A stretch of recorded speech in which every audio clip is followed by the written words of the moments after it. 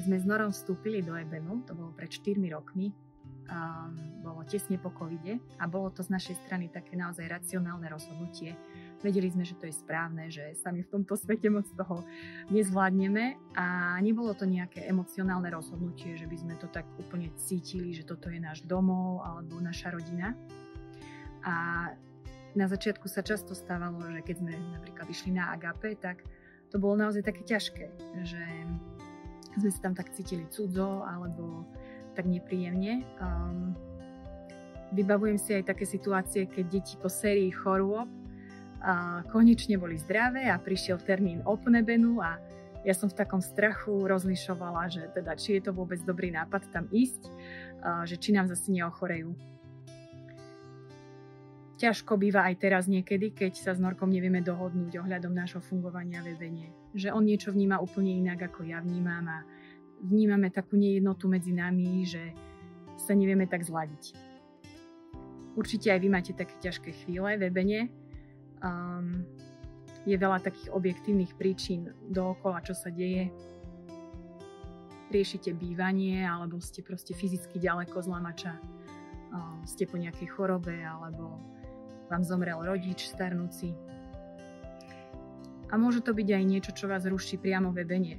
Že robíme niečo málo alebo príliš veľa. A čo mne pomáha v takýchto ťažkých chvíľach, sú dve veci. Prvá je, že sa snažím urobiť ten najmenší možný krok, na ktorý si trúfnem.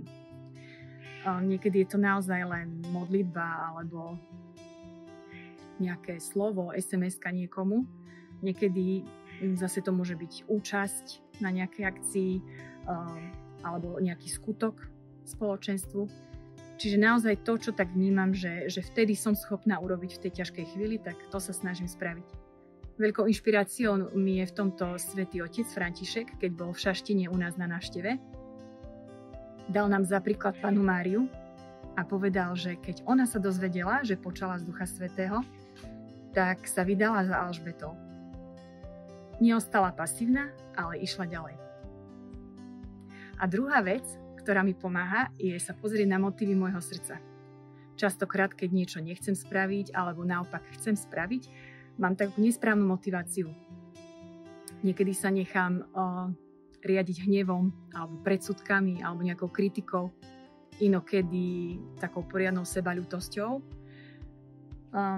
Zase inokedy to môže byť nejaký strach, alebo taká pozitívna môže byť, že túžim po nejakom uznaní mňa alebo o nejakom takom sa predvádzaní.